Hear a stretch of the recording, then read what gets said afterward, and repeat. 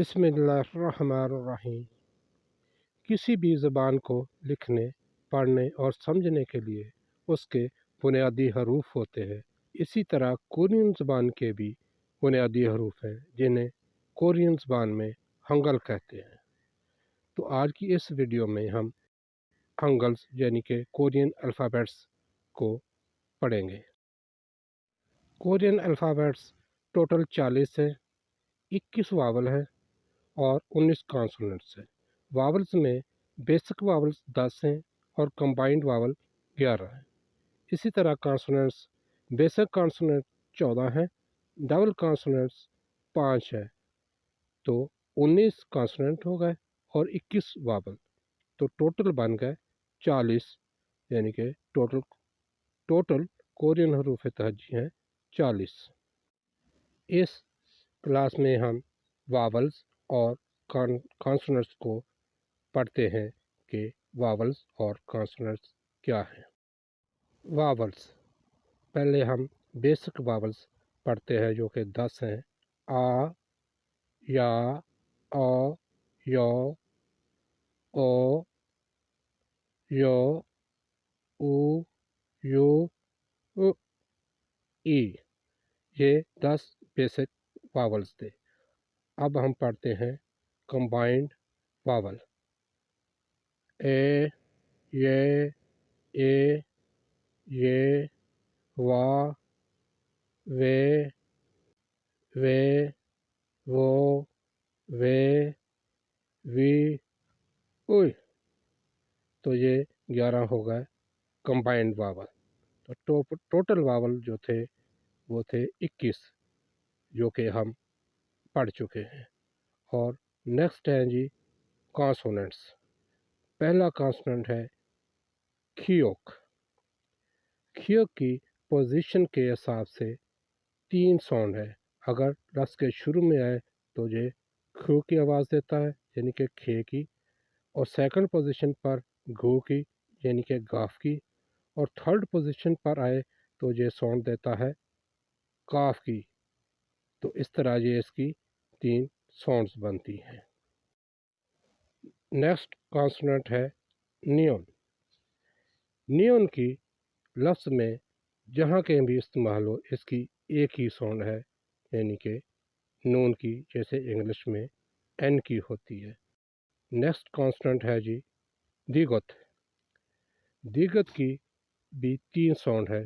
First sound है इसकी थू की, यानी कि थे की। सेकंड है दू की, यानी दाल की।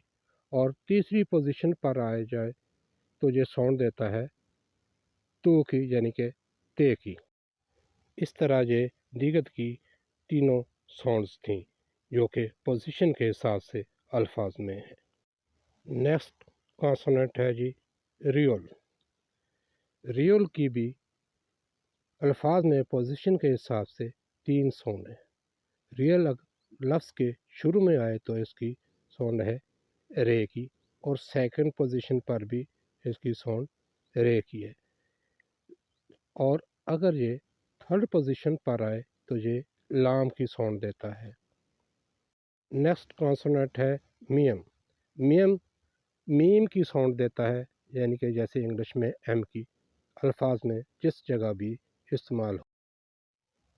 नेक्स्ट कॉन्सोनेंट है बीएफ। बीएफ की भी 3 साउंड है। फर्स्ट साउंड है इसकी फू की, यानी कि फे की, और सेकंड है बू की, यानी कि बे की, और थर्ड पोजीशन पर आ जाए तो ये पे की साउंड देता है। नेक्स्ट कॉन्सोनेंट है शियत। शियत लफ्ज़ के शुरू में आए और सेकंड पोजीशन पर भी ये सीन और शीन की साउंड देता है। अगर थर्ड पोजीशन पर आ जाए तो इसकी साउंड होती है ते की, जैसे इंग्लिश में टी की होती है। नेक्स्ट कॉन्सोनेंट है इयोंग। इयोंग की अपनी फर्स्ट और सेकंड पोजीशन पर कोई साउंड नहीं होती, लेकिन अगर ये तीसरी पोजीशन पर आए तो ये अंक की साउंड देता है, जैसे इंग्लिश में ING की साउंड होती है। नेक्स्ट कॉन्सोनेंट है जियत। जियत की भी 3 साउंड है। फर्स्ट साउंड है इसकी छू की, जैसे छे की, और सेकंड है जो की, जिस तरह जीम की होती है। और थर्ड पोजीशन पर आए तो इसकी साउंड है ते की, जैसे इंग्लिश में टी की होती है। नेक्स्ट कॉन्सोनेंट है शियोत। ये एस्पिरेटेड साउंड वाला कॉन्सोनेंट है।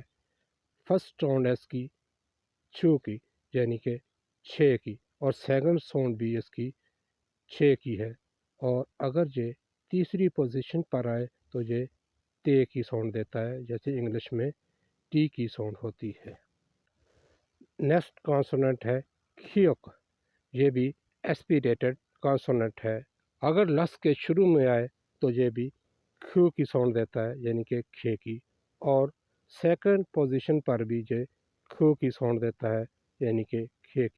और तीसरी पोजीशन पर अगर ये खियोक लफ्ज़ आए तो ये काफ की साउंड। नेक्स्ट कॉन्सोनेंट है खियोत। ये भी एस्पिरेटेड कॉन्सोनेंट है। इसकी साउंड भी तीन है। अगर लफ्ज़ के शुरू में आए या सेकंड पोजीशन पर आए तो ये थू की साउंड देता है, यानी कि थे की। और तीसरी पोजीशन पर आए तो ये ते की साउंड देता है, यानी कि टी। नेक्स्ट कॉन्सोनेंट है फीअप। फीअप साउंड देता है फू की, और सेकंड साउंड भी फू की। और अगर ये तीसरी पोजीशन पर आए तो ये साउंड देता है पू की, यानी कि पी की। नेक्स्ट कॉन्सोनेंट है हियत। इसकी पहली और दूसरी साउंड हे की है, यानी कि एच की, और तीसरी साउंड है इसकी टी की। नेक्स्ट है जी डबल कॉन्सोनेंट। पहला कॉन्सोनेंट है जी संग क्योक, साउंड है इसकी क्यू की, यानी कि काफ। कॉन्सोनेंट है संग दिक्कत, साउंड है इसकी तू की, यानी कि टे की। और नेक्स्ट कॉन्सोनेंट है संग बियोप, साउंड है इसकी पू की, यानी कि पे की। नेक्स्ट कॉन्सोनेंट है संग शियत, साउंड है इसकी सु, यानी कि सीन और शीन की। नेक्स्ट कॉन्सोनेंट है संग जियर, साउंड है इसकी चू की, यानी कि चे की। ये थे टोटल अल्फ़ाबेट्स।